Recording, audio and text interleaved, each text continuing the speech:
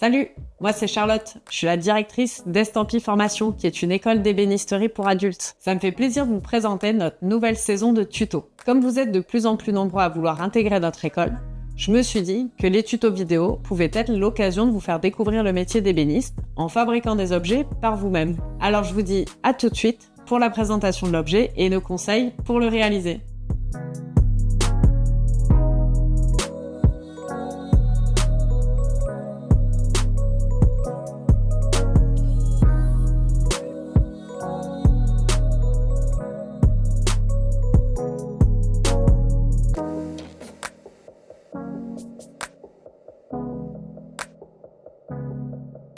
Pour commencer, tu vas avoir besoin d'un pinceau, d'un tube de colle, d'un réglet de 30 cm, du papier gommé, d'un compas à marqueter, d'un crayon à papier, d'un racloir, d'une éponge, d'un scalpel, d'une planche à découper, d'un cadre, d'un support de plaquage et des différentes feuilles de plaquage pour réaliser ton ouvrage.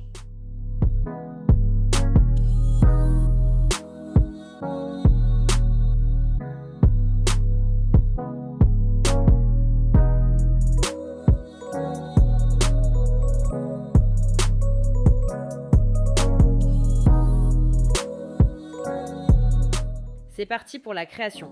Donc tu vas prendre dans le pack les feuilles de plaquage, la planche à découper, le papier à marqueter. Munis-toi aussi des 2 feuilles qui te serviront de plan et de gabarit. La plus grande feuille va te servir de modèle et tu as une zone pour prendre quelques notes et surtout des modèles pour certaines pièces du tableau.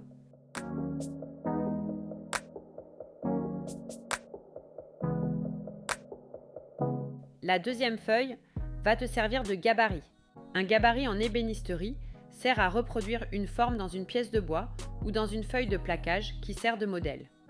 Avant toute chose, tu vas définir quelle couleur tu vas utiliser pour chaque élément du motif. Par exemple, tu vas faire la lune qui sera la pièce numéro 1 en rouge. Tu vas donc indiquer sur ta feuille la couleur ou l'essence de bois utilisée.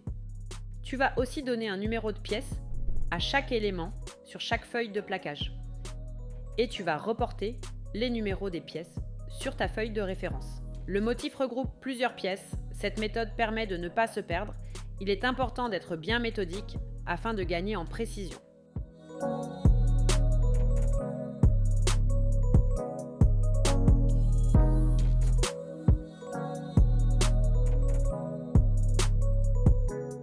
Et cela te permet de prendre tout de suite de bonnes habitudes.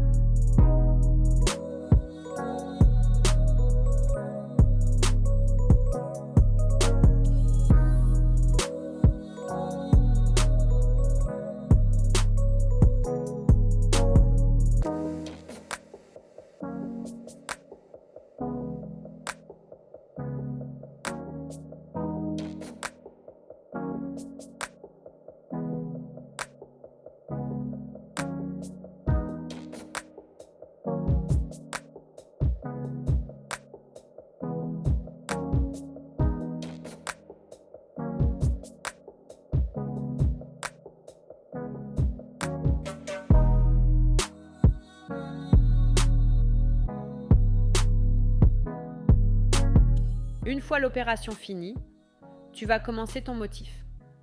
Tu vas réaliser le fond en noyer. Pour cela, il te faut une feuille de 200 mm par 200 mm. C'est très rare d'avoir des feuilles de noyer aussi larges. Pour cela, la solution est d'assembler 2 feuilles entre elles dans le sens du fil. Tu vas les assembler entre elles à l'aide du scotch à marqueter, aussi appelé papier gommé. Pour activer la colle du papier, il faut l'humidifier à l'aide d'une éponge.